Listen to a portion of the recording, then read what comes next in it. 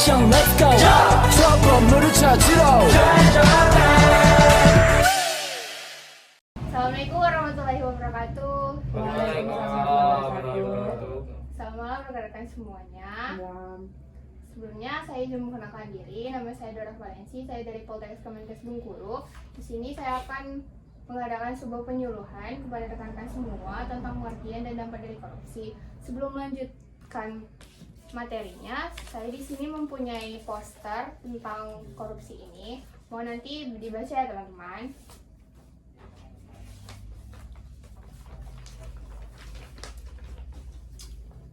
Nah, di sini untuk mempersingkat waktu, saya akan mulai saja.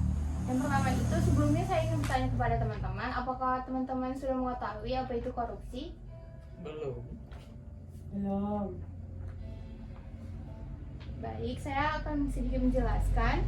Korupsi atau korupsi politis adalah penyalahgunaan jabatan resmi untuk kepentingan pribadi. Semua bentuk pemerintahan rentan korupsi dalam prakteknya. Titik ujung korupsi adalah kleptokrasi, yang artinya hakikatnya pemerintah oleh para pencuri di mana pura-pura bertindak jujur pun tidak ada sama sekali. Nah, selanjutnya itu ada dampak dari korupsi itu sendiri. Yang pertama itu merugikan negara maupun kelompok. Yang kedua, menghabiskan atau memakan uang atau harta negara atau kelompok untuk kepentingannya sendiri. Yang ketiga itu menjadikan negara kita miskin. Yang keempat, menjadikan negara memiliki hutang yang banyak di luar negeri. Yang kelima, menimbulkan ketidakadilan dalam hal pendapatan dan kekayaan. Yang keenam itu berkurangnya kepercayaan terhadap pemerintahan. Yang ketujuh, berkurangnya kewibawaan pemerintah dalam masyarakat. Yang kedelapan, menurunnya pendapatan negara. Yang kesembilan itu hukum di Indonesia ini tidak lagi dihormati. Selain itu, ada pun cara untuk mencegah korupsi itu sendiri. Yang pertama, hiduplah sesuai kemampuan. Yang kedua itu, salah satu hal yang mendorong kita untuk melakukan korupsi karena seringnya kita tidak merasa cukup dan bergaya hidup yang tidak wajar atau melebihi kemampuan. Yang ketiga itu, mengatur manajemen waktu. Yang keempat, fokus pada kinerja dan tanggung jawab pribadi. Yang keempat itu, mengatur pengeluaran. Yang terakhir itu, selalu bersyukur. Baik, sebelumnya rekan-rekan, apakah ada yang ingin ditanya?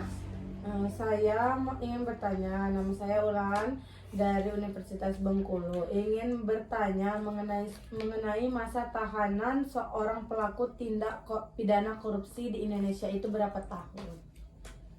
Terima kasih. Baik, terima kasih rekan Ulan.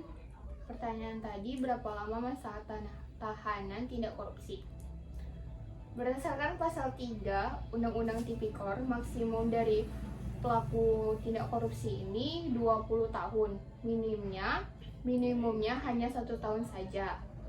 Mungkin itu saja jawabannya. Apakah bisa dimengerti? Bisa.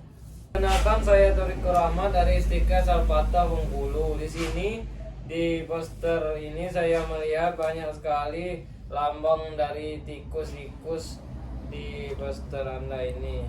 Jadi saya ingin bertanya, kenapa korupsi ini banyak dilambangkan dengan tikus berdasi? Baik, terima kasih rekan Torik. Pertanyaan tadi, mengapa korupsi sering dilambangkan dengan tikus berdasi?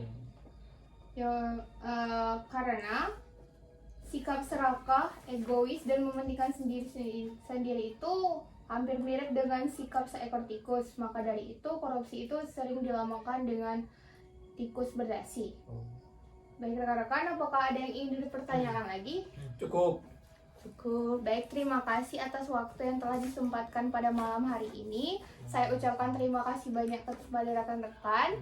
Saya akhiri. Wassalamualaikum warahmatullahi wabarakatuh. Waalaikumsalam warahmatullahi wabarakatuh. Terima kasih Mbak edukasinya.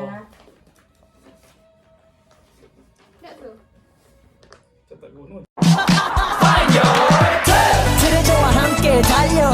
Ready for action, let's